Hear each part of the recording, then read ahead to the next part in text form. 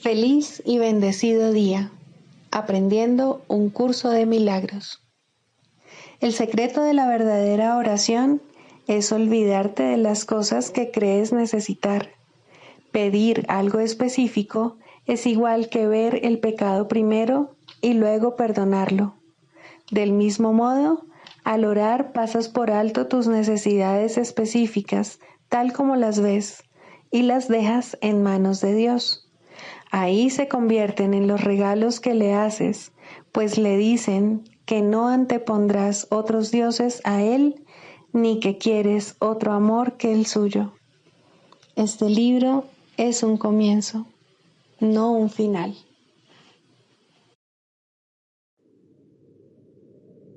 Del prefacio que postula, párrafo 9. La percepción es una función del cuerpo y por lo tanto supone una limitación de la conciencia. La percepción ve a través de los ojos del cuerpo y oye a través de sus oídos.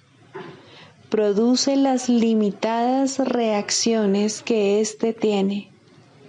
El cuerpo aparenta ser, en gran medida, automotivado e independiente, mas en realidad solo responde a las intenciones de la mente. Si la mente lo utiliza para atacar, sea de la forma que sea, el cuerpo se convierte en la víctima de la enfermedad, la vejez y la decrepitud. Si la mente, en cambio, acepta el propósito del Espíritu Santo, el cuerpo se convierte en un medio eficaz de comunicación con otros, invulnerable mientras se le necesite, que luego sencillamente se descarta cuando deja de ser necesario. De por sí, el cuerpo es neutro, como lo es todo en el mundo de la percepción. Utilizarlo para los objetivos del ego o para los del Espíritu Santo depende enteramente de lo que la mente elija. Introducción. Este es un curso de milagros. Es un curso obligatorio. Solo el momento en que decides tomarlo es voluntario. Tener libre albedrío no quiere decir que tú mismo puedas establecer el plan de estudios. Significa únicamente que puedes elegir lo que quieres aprender en cualquier momento dado. Este curso no pretende enseñar el significado del amor, pues eso está más allá de lo que se puede enseñar. Pretende, no obstante, despejar los obstáculos que impiden experimentar la presencia del amor, el cual es tu herencia natural. Lo opuesto al amor es el miedo, pero aquello que todo lo abarca no puede tener opuestos. Este curso puede, por lo tanto, resumirse muy simplemente de la siguiente manera. Nada real puede ser amenazado. Nada irreal existe. En esto radica la paz de Dios. Capítulo 1. El significado de los milagros. Primero, principios de los milagros. Principio 8. Los milagros curan porque suplen una falta. Los obran aquellos que temporalmente tienen más para aquellos que temporalmente tienen menos. Capítulo 19. La consecución de la paz. Tercero, la irrealidad del pecado. La atracción de la culpabilidad reside en el pecado, no en el error.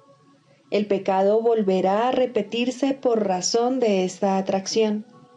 El miedo puede hacerse tan agudo que al pecado se le niega su expresión, Pero mientras la culpabilidad continúe siendo atractiva, la mente sufrirá y no abandonará la idea del pecado, pues la culpabilidad todavía la llama, y la mente la oye y la desea ardientemente, y se deja cautivar voluntariamente por su enfermiza atracción.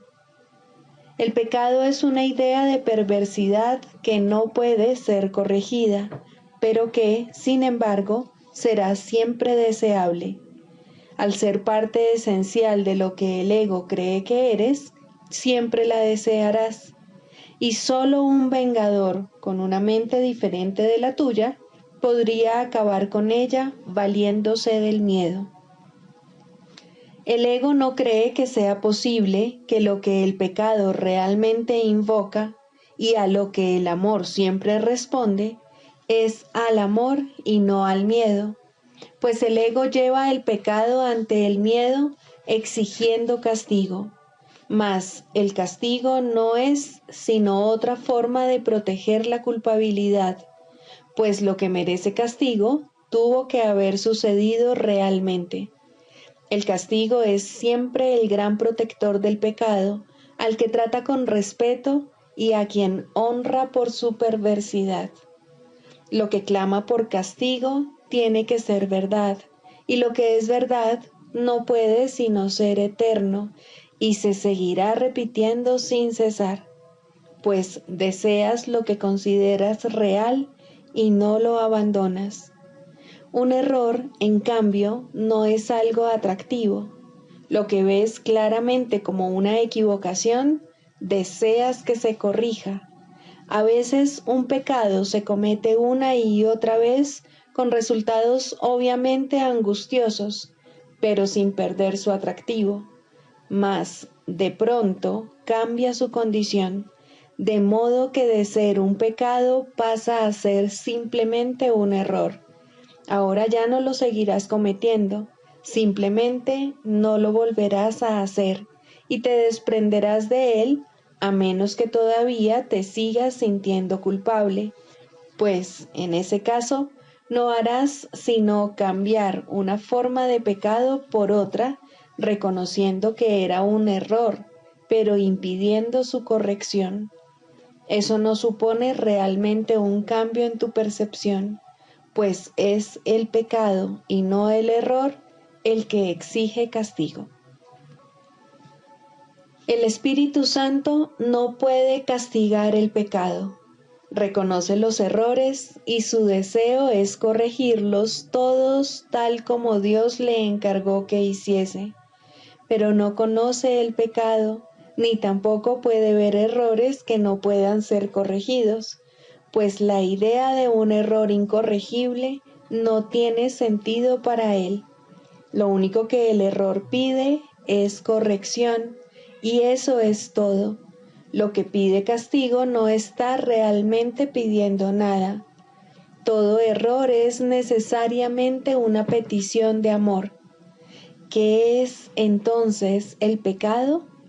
¿Qué otra cosa podría ser sino una equivocación que quieres mantener oculta, una petición de ayuda que no quieres que sea oída y que, por lo tanto, se queda sin contestar?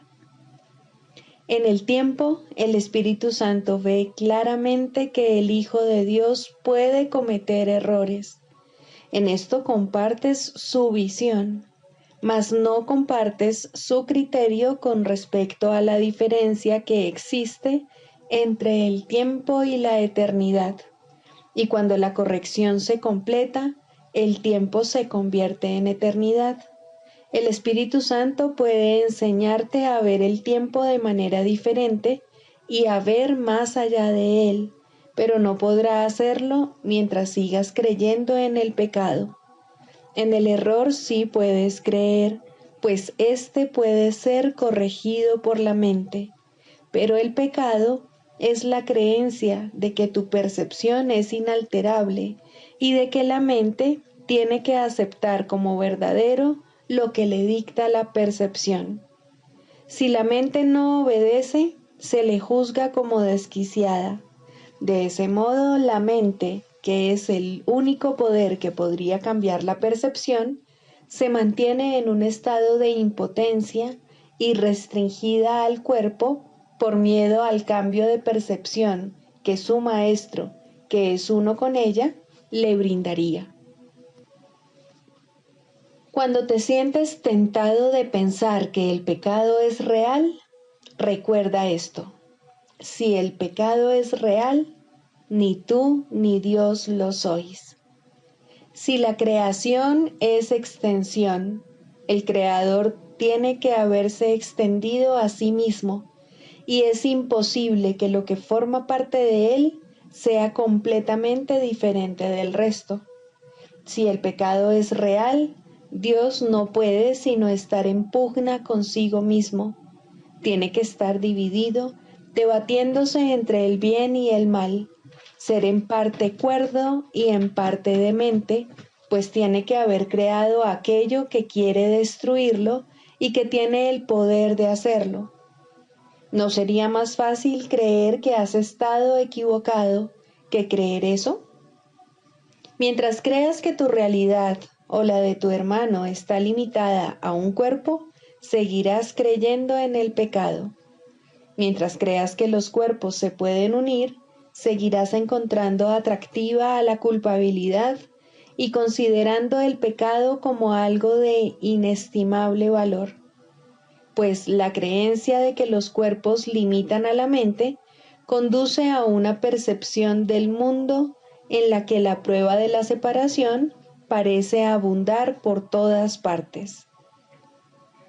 Así, Dios y su creación parecen estar separados y haber sido derrocados, pues el pecado demostraría que lo que Dios creó santo no puede prevalecer contra él, ni seguir siendo lo que es ante su poderío.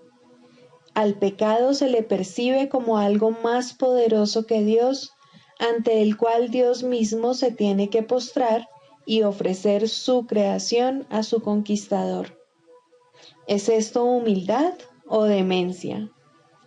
Si el pecado es real, tiene que estar permanentemente excluido de cualquier esperanza de curación, pues en ese caso habría un poder que trascendería al de Dios, un poder capaz de fabricar otra voluntad que pueda atacar y derrotar su voluntad, así como conferirle a su Hijo otra voluntad distinta de la suya y más fuerte.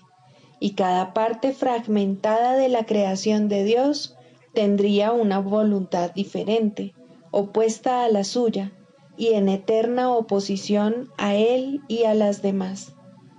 Tu relación santa tiene ahora como propósito la meta de demostrar que eso es imposible. El cielo le ha sonreído y en su sonrisa de amor la creencia en el pecado ha sido erradicada. Todavía lo es porque no te das cuenta de que sus cimientos han desaparecido, su fuente ya ha sido eliminada y solo puedes abrigarlo por un breve periodo de tiempo antes de que desaparezca del todo. Lo único que queda es el hábito de buscarlo. Y sin embargo, lo contemplas con la sonrisa del cielo en tus labios y con la bendición del cielo en tu mirada. No seguirás viendo el pecado por mucho más tiempo, pues en la nueva percepción, la mente lo corrige cuando parece presentarse y se vuelve invisible. Los errores se reconocen de inmediato y se llevan enseguida ante la corrección para que ésta los sane y no para que los oculte. Serás curado del pecado y de todas sus atrocidades en el instante en que dejes de conferirle poder sobre tu hermano, y lo ayudarás a superar sus errores al liberarlo jubilosamente de la creencia en el pecado. En el instante santo verás refulgir la sonrisa del cielo sobre ti y sobre tu hermano, y derramarás luz sobre él, en jubiloso reconocimiento de la gracia que se te ha concedido, pues el pecado no puede prevalecer contra una unión que el cielo ve con beneplácito. Tu percepción sanó en el instante santo en el que el cielo te dio. Olvídate de lo que has visto y eleva tus ojos con fe hacia lo que ahora puedes ver.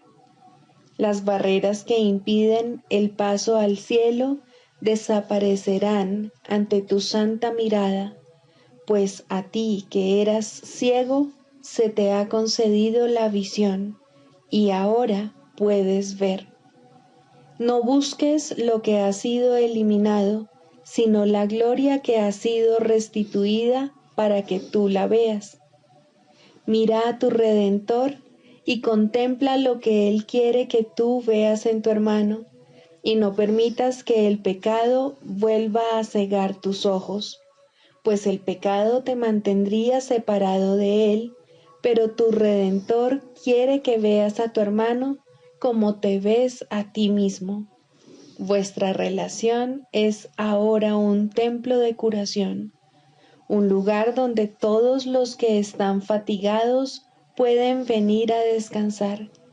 En ella se encuentra el descanso que les espera a todos después de la jornada, y gracias a vuestra relación, todos se encuentran más cerca de ese descanso.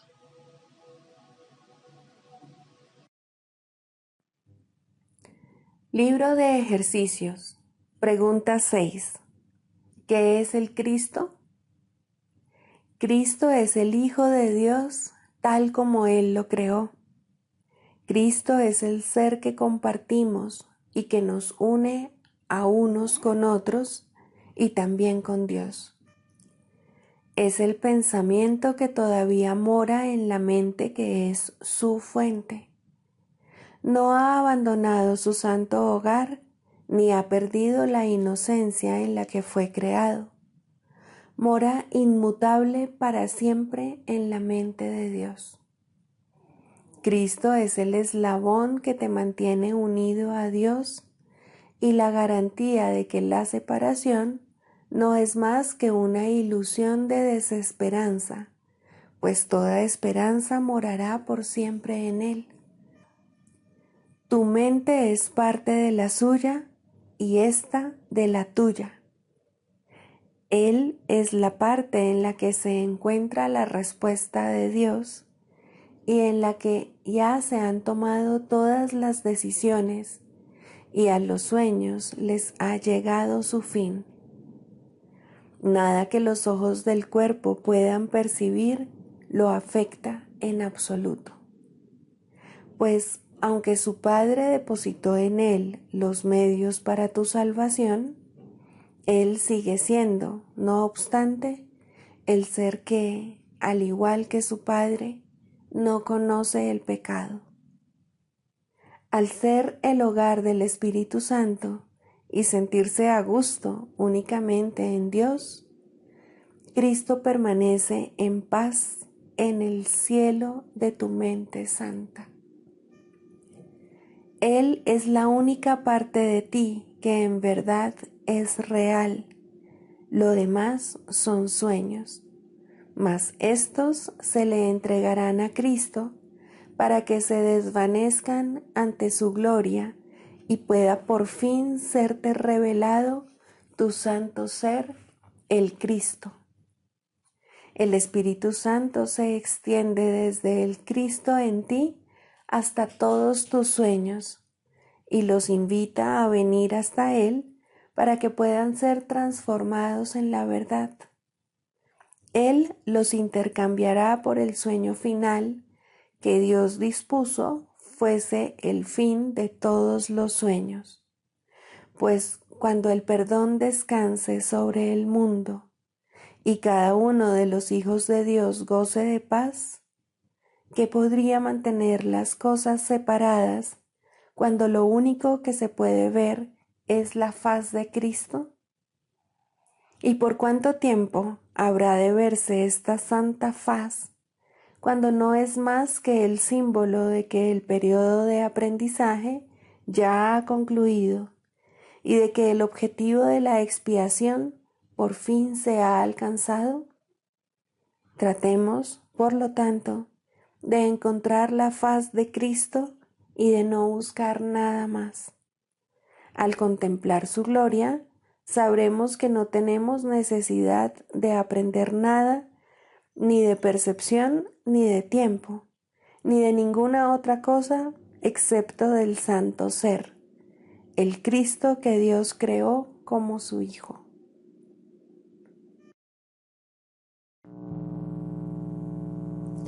Lección 280. ¿Qué límites podría imponerle yo al Hijo de Dios? Aquel que Dios creó ilimitado es libre. Puedo inventar una prisión para él, mas solo en ilusiones, no en la realidad. Ningún pensamiento de Dios ha abandonado la mente de su Padre. Ningún pensamiento de Dios está limitado en modo alguno. Ningún pensamiento de Dios puede dejar de ser eternamente puro. ¿Puedo acaso imponerle límites al Hijo de Dios cuando su Padre dispuso que fuese ilimitado y semejante a Él en libertad y amor? Hoy quiero rendir honor a tu Hijo, pues sólo así puedo encontrar el camino que me conduce hasta ti. Padre, no le impondré límite alguno al Hijo que tú amas y que creaste ilimitado. El honor que le rindo a Él, te lo rindo a ti, y lo que es para ti es también para mí.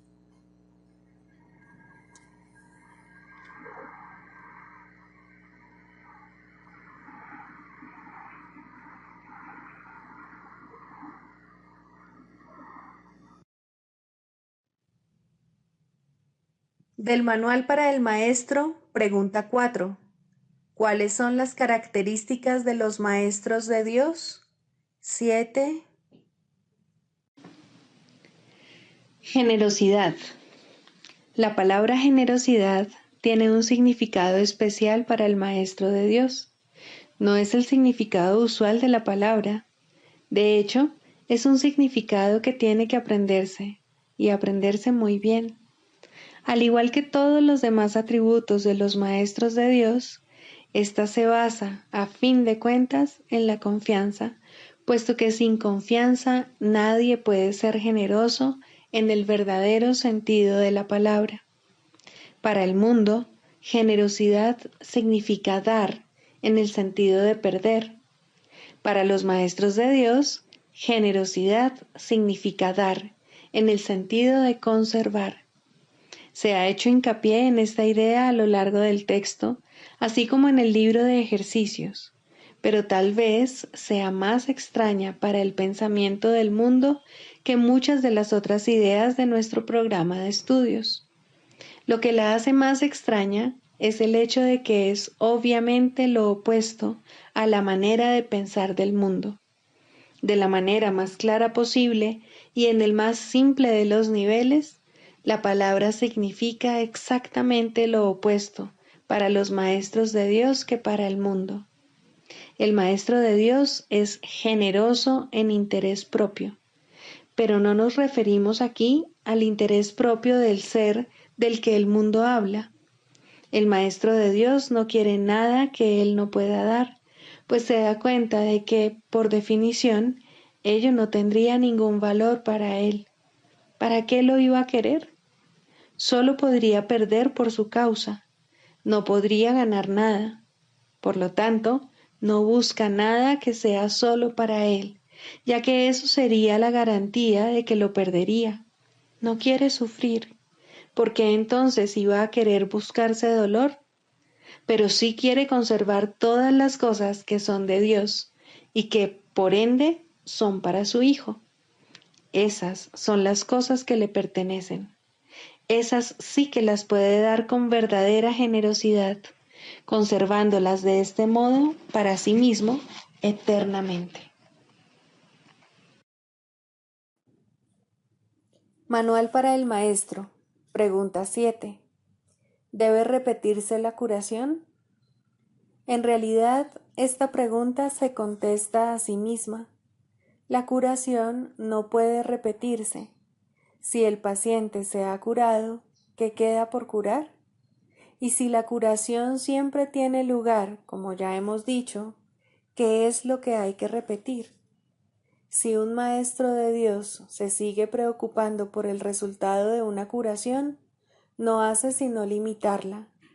Ahora es la mente del mismo Maestro de Dios la que necesita ser curada, y esto es lo que Él debe facilitar.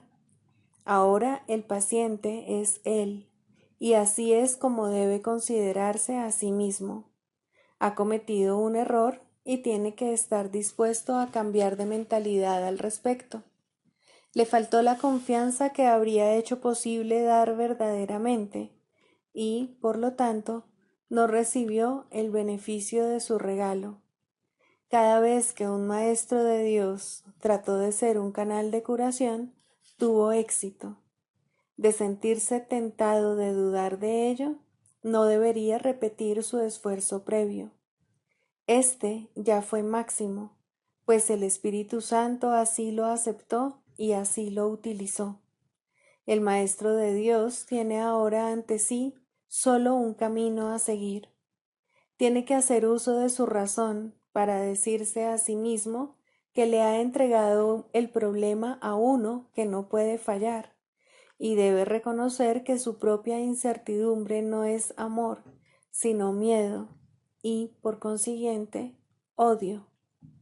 Su posición se ha hecho, por lo tanto, insostenible, pues le está ofreciendo odio a alguien a quien le ofreció amor. Esto es imposible. Habiendo ofrecido amor, solo se puede recibir amor.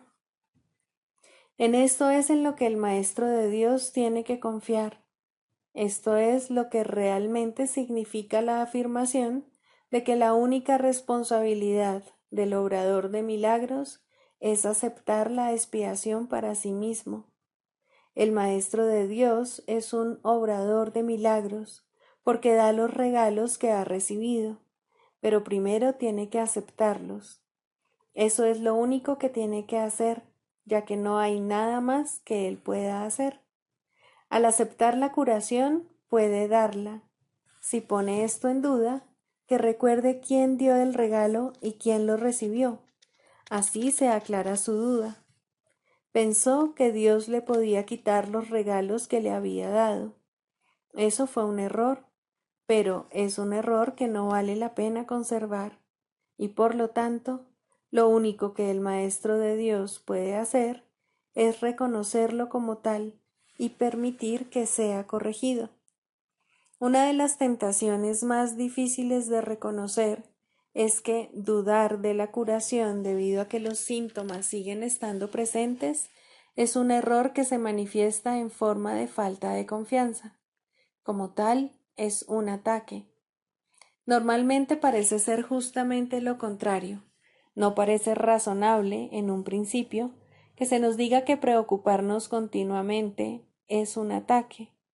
Tiene todas las apariencias de ser amor, mas el amor sin confianza es imposible, ya que la duda y la confianza no pueden coexistir.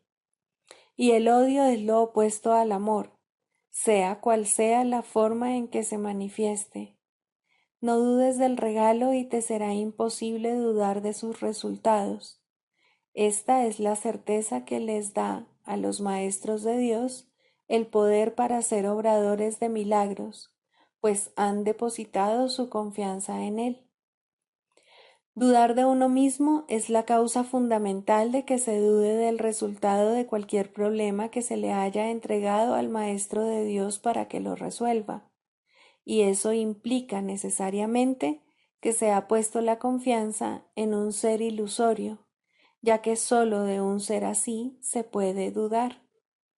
Esta ilusión puede adoptar muchas formas. tal vez temor a ser débil y vulnerable, tal vez miedo a fracasar y a sentirse avergonzado en conexión con un sentimiento de ineptitud, quizá vergüenza acompañada de culpabilidad procedente de una falsa humildad. La forma del error es irrelevante. Lo único que importa es que se le reconozca como lo que es, un error. El error es siempre una forma de preocupación con uno mismo a costa de la exclusión del paciente.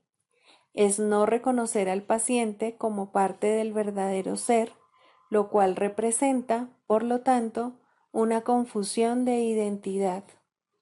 En tu mente se ha producido un conflicto acerca de lo que eres, y te has engañado con respecto a ti mismo, y te has engañado con respecto a ti mismo porque has negado la fuente de tu creación. Si ofrecieses únicamente curación, te sería imposible dudar. Si realmente quieres que el problema se resuelva, no puedes dudar. Si estás seguro de cuál es el problema, no puedes dudar.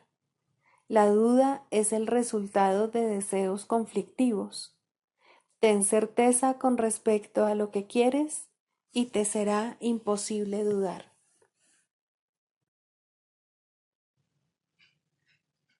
Clarificación de términos. Mente, espíritu. El término mente se utiliza para representar el principio activo del espíritu, el cual le suministra a éste su energía creativa. Cuando el término va con mayúscula, se refiere a Dios o a Cristo, es decir, a la mente de Dios o a la mente de Cristo. El espíritu es el pensamiento de Dios que Él creó semejante a sí mismo. El espíritu unificado es el único Hijo de Dios o Cristo. En este mundo, puesto que la mente está dividida, los hijos de Dios parecen estar separados. Sus mentes, asimismo, no parecen estar unidas. En ese estado ilusorio, el concepto de una mente individual parece tener sentido. En el curso, por lo tanto, se describe a la mente como si consistiera de dos partes, el espíritu y el ego. El espíritu es la parte que aún se mantiene en contacto con Dios a través del Espíritu Santo, quien, aunque mora en esa parte, también ve la otra. No se usa el término alma, excepto en citas directas de la Biblia, por ser un término sumamente polémico. En cualquier caso, sería un equivalente de espíritu, entendiéndose que, al formar parte del ámbito de Dios, es eterna y nunca nació. La otra parte de la mente es completamente ilusoria y solo teje ilusiones. El espíritu conserva su potencial creativo, pero su voluntad, que es la de Dios, parecerá estar cautiva mientras la mente no esté unificada. La creación continúa imperturbable porque esa es la voluntad de Dios. Dicha voluntad está siempre unificada y por lo tanto no tiene significado en este mundo, no tiene grados ni opuestos. La mente puede gozar de rectitud o estar errada dependiendo de la voz que escuche. La mentalidad recta escucha al Espíritu Santo, perdona al mundo y en su lugar ve el mundo real a través de la visión de Cristo. Esta es la visión final, la última percepción, la condición en la que Dios mismo da el paso final. Ahí, al tiempo y a lo ilusorio les llega su fin. La mentalidad errada escucha al ego y teje ilusiones, percibe el pecado, justifica la ira y considera que la culpabilidad, la enfermedad y la muerte son reales. Tanto este mundo como el mundo real son ilusorios, pues la mentalidad recta simplemente pasa por alto o perdona lo que nunca ocurrió. Por lo tanto, la mentalidad recta no es la mentalidad uno de la mente de Cristo, cuya voluntad es una con la de Dios. La única libertad que aún nos queda en este mundo es la libertad de elegir, y la elección es siempre entre dos alternativas o dos voces. La voluntad no está involucrada en la percepción a ningún nivel y no tiene nada que ver con el proceso de elegir. La conciencia es el mecanismo receptor, el cual recibe mensajes tanto del plano superior como del inferior, del Espíritu Santo o del ego. La conciencia tiene niveles y puede cambiar drásticamente de uno a otro, pero no puede trascender el dominio de lo perceptual. En su nivel más elevado, se vuelve consciente del mundo real y puede ser entrenada para hacer eso cada vez con mayor frecuencia. Sin embargo, el hecho mismo de que tenga niveles y de que pueda ser entrenada demuestra que no puede alcanzar el conocimiento. Sexto, ¿cómo se define la sanación? El proceso de la psicoterapia, pues, se puede definir simplemente como perdón, pues no hay sanación que pueda ser otra cosa. Los que no perdonan están enfermos, pues creen que ellos no han sido perdonados. El asirse a la culpa, el abrazarla estrechamente y cuidarla, el protegerla con amor y el mantener en alerta su defensa, todo esto no es otra cosa que una implacable negativa a perdonar. Dios no puede entrar aquí, repiten los enfermos una y otra vez mientras lamentan su pérdida y, sin embargo, se regocijan en ella. La sanación ocurre a medida que un paciente comienza a escuchar el canto fúnebre que entona y a cuestionar su validez. Hasta que no lo escuche, no puede entender que es él quien se lo canta a sí mismo. Escucharlo es el primer paso en la recuperación. Cuestionarlo tiene que convertirse entonces en su elección. Hay una tendencia, y muy fuerte, a escuchar este canto de muerte solo un instante para luego descartarlo sin haberlo corregido. Estas conciencias fugaces representan las muchas oportunidades que se nos dan literalmente para cambiar de melodía. En vez de esta, puede escucharse el sonido de la sanación. Pero primero debe surgir voluntad de cuestionar la verdad del canto de la condenación.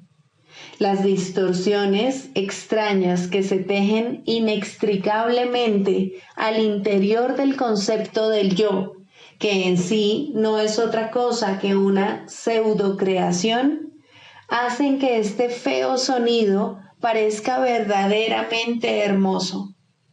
El ritmo del universo, el canto del ángel heraldo, todo esto y más se oye en lugar de esos ruidosos chillidos discordantes. El oído traduce, no oye. El ojo reproduce, no ve. Su tarea es hacer agradable aquello que se invoca, no importa cuán desagradable pueda ser. Responden a las decisiones de la mente al reproducir sus deseos y traducidos en formas aceptables y placenteras. Algunas veces el pensamiento detrás de la forma se asoma, aunque solo muy brevemente, y la mente se asusta y comienza a dudar de su cordura, pero no permitirá a sus esclavos cambiar las formas que contemplan, los sonidos que oyen. Estos son sus remedios, sus salvaguardias contra la locura. Estos testimonios que traen los sentidos tienen un solo propósito: justificar el ataque y de esta manera conservar la falta de perdón sin reconocerla como lo que es. Cuando se la ve sin disfraz, resulta intolerable. Sin protección no podría soportarse. Aquí se atesoran todas las enfermedades, pero sin reconocer que es así. Pues cuando no se reconoce una falta de perdón, la forma que toma parece ser algo distinto. Y ahora es ese algo distinto lo que parece aterrorizar. Pero no es el algo distinto lo que se puede sanar. No está enfermo y no necesita remedio. Concentrar tus esfuerzos sanadores aquí no es más que futilidad. ¿Quién puede sanar lo que no está enfermo y aliviado? La enfermedad toma muchas formas y lo mismo hace la falta de perdón. Las formas de una solo reproducen las formas de la otra, pues son la misma ilusión. Tan fielmente la una se traduce en la otra que un estudio cuidadoso de la forma de una enfermedad revelará con bastante claridad la forma de falta de perdón que representa. Sin embargo, ver esto no efectuará una sanación. Eso se logra mediante un solo reconocimiento, que solo el perdón sana una falta de perdón, y solo una falta de perdón puede ser el origen de cualquier clase de enfermedad. Esta comprensión es la meta final de la psicoterapia. ¿Cómo se alcanza? El terapeuta ve en el paciente todo lo que no ha perdonado en sí mismo y de esta manera se le da otra oportunidad de mirarlo, someterlo a una nueva evaluación y perdonarlo. Cuando esto ocurre, ve cómo desaparecen sus pecados en un pasado que ya no está aquí. Hasta que lo haga, tiene que pensar que el mal lo asedia aquí y ahora. El paciente es la pantalla para la proyección de sus pecados, lo cual hace posible que se deshaga de ellos. Pero si llega a retener una mancha de pecado en lo que mira, su liberación es parcial y no será segura.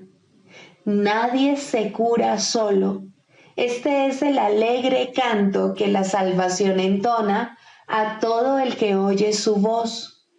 Esta afirmación no puede ser recordada con demasiada frecuencia por todos los que se vean a sí mismos como terapeutas.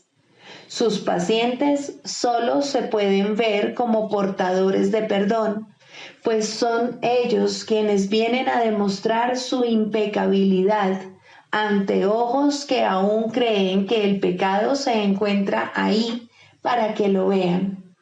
Pero la prueba de la impecabilidad, vista en el paciente y aceptada en el terapeuta, le ofrece a la mente de ambos un pacto en el cual se encuentran y unen y son uno. El canto de la oración. 3. La curación. Introducción. La oración tiene ayudantes y testigos que hacen más llevadero y seguro el empinado ascenso, aliviando el dolor causado por el miedo y ofreciendo consuelo y promesas de esperanza. Testigo del perdón y ayudante en la oración, dadora de la certeza de que finalmente alcanzarás la meta, eso es la curación. Su importancia no debe enfatizarse demasiado, pues la curación es una señal o símbolo de la fuerza del perdón y tan solo un efecto o sombra de un cambio de parecer con respecto a la meta de la oración.